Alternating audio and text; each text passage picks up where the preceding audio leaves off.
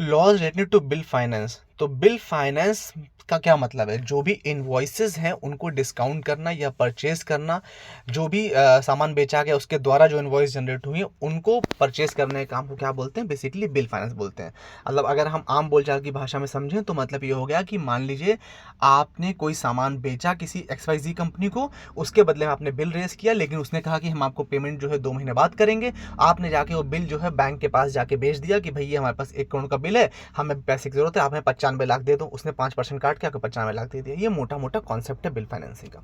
Bill finance जो है वो एक कैश क्रेडिट या ओवरड्राफ्ट की तरह ही है, लेकिन उसमें कुछ एडवांटेज है।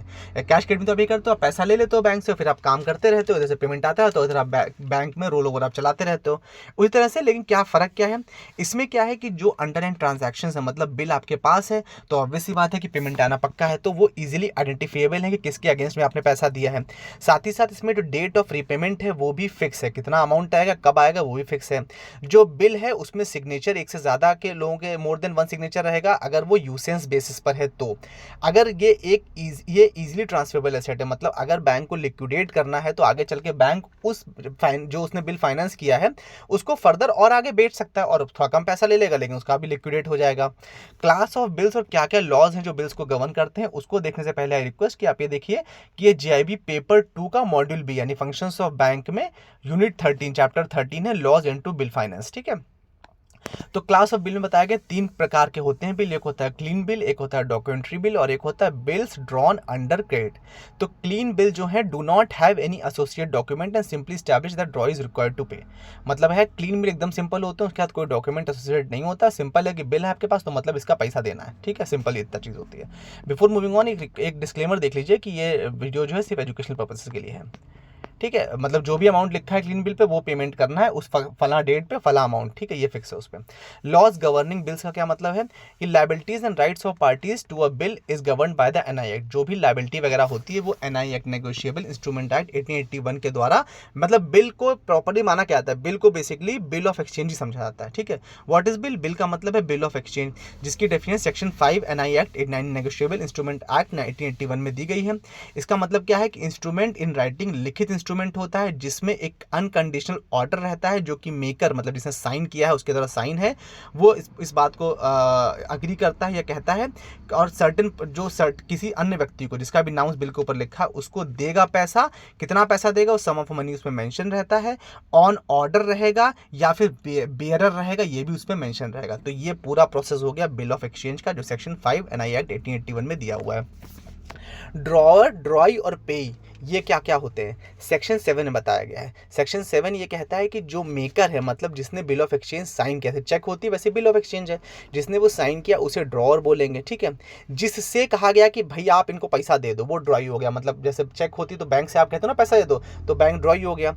और जिसको पैसा मिल रहा है वो पेई हो गया। ठीक है, जो पैसा प्राप्त कर रहा है उसको क्या बोलेंगे? पेई बोलेंगे। Relationship of parties to a bill, drawer of a bill is creditor seller and drawer of a bill is debtor buyer. ये बताया गया है कि जो ड्रॉअर है मतलब जो साइन कर रहा है वो क्रेडिटर है, मतलब वो सामान खरीद रहा है। ठीक है, और जो जो ड्रॉई है, सॉरी जो बिल के केस में उल्टा होगा, गलत बोल गया मैं, बिल के केस में चेक के केस में बताया था। ड्रॉअर जो है वो सेलर है, मतलब जो सामान आपको बेच रहा है उसको पैसा तो उसको मिलना है, जो सामान बेच रहा है तो क्रेडिटर वो हो गया क्योंकि पैसा उसको मिलना है। और जो डेटर है जो उधार करता है, जो बायर है जो सामान खरीद रहा है वो पैसा देगा, तो जो पैसा देगा वो ड्रॉई है और जो पैसा प्राप्त करने वाला है जिस सामान बेचा है वो ड्रॉअर हो गया। ये रिलेशनशिप बताई गई है। कुछ और इंपॉर्टेंट प्रोविजन बताए गए हैं NI एक्ट के, जैसे होल्डर क्या होता है। होल्डर की डेफिनेशन दी गई है NI एक्ट के सेक्शन 8 में। ये डेफिनेशन इंपॉर्टेंट है, इनके सेक्शंस याद रख लीजिएगा, अक्सर पूछे जाते हैं। होल्डर सेक्शन 8 में बताया गया, मतलब होल्डर वो है जिसके नाम पर या जो उस बिल को पजेस कर रहा है, जिसके पास बात की अथॉरिटी है कि पैसा रिकवर करेगा, वो होल्डर है। होल्डर इन ड्यू कोर्स का मतलब क्या है कि कुछ कंसिडरेशन के बदले में जो पजेसर ऑफ द बिल है वो किसी और को बना दिया गया है, जिसके पास वो बिल ट्रांसफर किया गया है वो होल्डर इन ड्यू कोर्स हो गया। पेमेंट इन ड्यू कोर्स का मतलब है कि गुड फेथ में बिना किसी गलती के जिसके पास जो होल्डर इन ड्यू कोर्स था उसको पेमेंट कर दिया गया, तो वो क्या होगा? Payment in due course. ये सेक्शन 10 में बताया गया है। नेगोशिएशन का मतलब कहा गया सेक्शन 14 ये कहता है कि जब भी कोई बिल ट्रांसफर होता है किसी कंसिडरेशन के बदले में, तो जो व्यक्ति उसके लिए एंटाइटल्ड होता है उस बिल को क्लेम करने के लिए उसे नेगोशिएशन कहा जाएगा। एंडोर्समेंट का क्या मतलब है कि एक होल्डर ने साइन कर दिया बिल ऑफ एक्सचेंज, किसी दूसरे को ट्रांसफर कर दिया तो उसे क्या कर दिया? एंडोर्समेंट कर दिया। सेक्शन 15 में बताया गया है।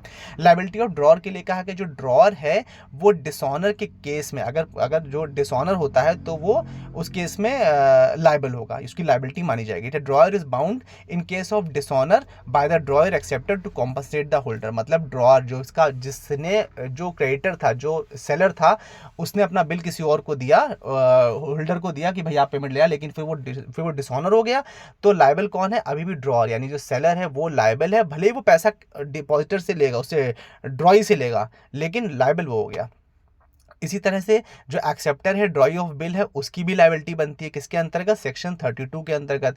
जो एक्सेप्टर होगा अगर उसको मैच्योरिटी टेन्योर के साथ पेमेंट नहीं कर पाता तो उसकी लाइबिलिटी बनेगी। लाइबिलिटी ऑफ एंडोर्सर के लिए कहा गया है कि जो भी इसको एंडोर्स कर रहा है अगर उसको स्पेशली एक्सक्लूड नहीं किया गया है तो एंडोर्सर की भी लाइबिलिटी बनेगी।